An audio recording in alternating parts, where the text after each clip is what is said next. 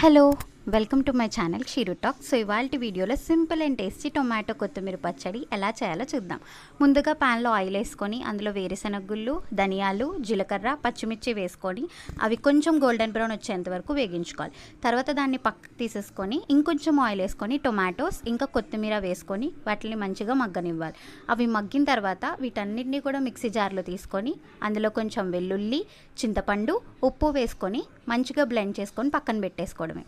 ఇప్పుడు ఇంకొక ప్యాన్లో కొంచెం ఆయిల్ వేసుకొని ఆవాలు, జీలకర్ర, శనగపప్పు, మినపప్పు వేసుకొని ఇంకా ఎండుమిర్చి, కరివేపాకు, కొంచెం ఇంగువ వేసుకొని ఇది లైట్గా గోల్డెన్ బ్రౌన్ వచ్చేంత వరకు వేగించుకోవాలి. వేగిన తర్వాత ఈ పేస్ట్ అంతా కూడా ఇందులో వేసుకొని ఒక్క 2 minutes సిమ్లో ఉంచి అలా కలిపి పక్కకు తీసేయడమే.